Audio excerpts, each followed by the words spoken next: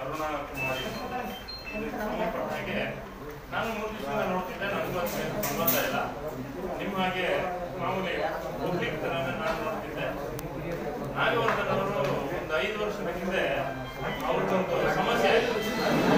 ಆ ಸಮಸ್ಯೆನ ನೀವು ಮಾತಾಡ್ತಾರೆ, ಏನು ಕೇಳ್ಸಲ್ಲ, ಯಾರು ನೀವು ಕೇಳ್ತಾರೆ.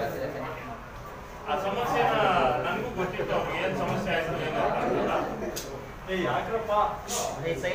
ಒಂದ್ಸಲ ಅರುಣಾ ಕುಮಾರಿ ಅವ್ರ ಜೊತೆ ನಾನು ಕೂಡ ಮಾತಾಡಿದ್ದೆ 2015ರಲ್ಲಿ. ಅದಾದ್ಮೇಲೆ ಒಂದಷ್ಟು ಘಟನೆಗಳು ನಡೀತು, ಇವ್ರಿಗೆ ಬಹಳ ಸಮಸ್ಯೆಗಳಾಯ್ತು. ಅದಾದ್ಮೇಲೆ ಸಿಕ್ಕಿ ಇವತ್ತಿನವರೆಗೂ ಇವರು ನನ್ನ ಟಚಲ್ಲಿ ಇರಲಿಲ್ಲ. ಆ ಘಟನೆಗಳಾದ್ಮೇಲೆ ನನ್ನ ಜೊತೆ ಸಂಪರ್ಕದಲ್ಲೇ ಇರಲಿಲ್ಲ. ಇವತ್ತೇನು ನಡೀತಾ ಇದೆ ಘಟನೆ, ಬೆಳಿಗ್ಗೆ ನನಗೆ ಫೋನ್ ಮಾಡಿದ್ರು, ಸರ್ ನನಗೇನು ಸಮಸ್ಯೆ ನಡೀತಲ್ಲ ಆ ಸಮಸ್ಯೆಯ ವ್ಯಕ್ತಿ ಇದೇ ಅರುಣಾ ಕುಮಾರಿನೇ. ಹಂಗನ್ಸಕ್ಬಿಟ್ರೆ ನನಗೆ ಆಶ್ಚರ್ಯ ಆಯ್ತು.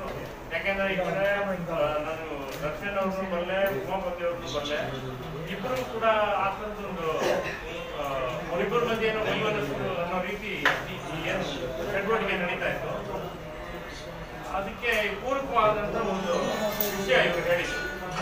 ಈ ಮಾಹಿತಿ ನಿಮಗೆ ಇಷ್ಟ ಆದರೆ ಕೋಸ್ಟಲ್ ಕನ್ನಡ ಪೇಜ್ಗೆ ವಿಸಿಟ್ ಮಾಡಿ, ಸಬ್ಸ್ಕ್ರೈಬ್ ಬಟನ್ಗೆ ಕ್ಲಿಕ್ ಮಾಡಿ.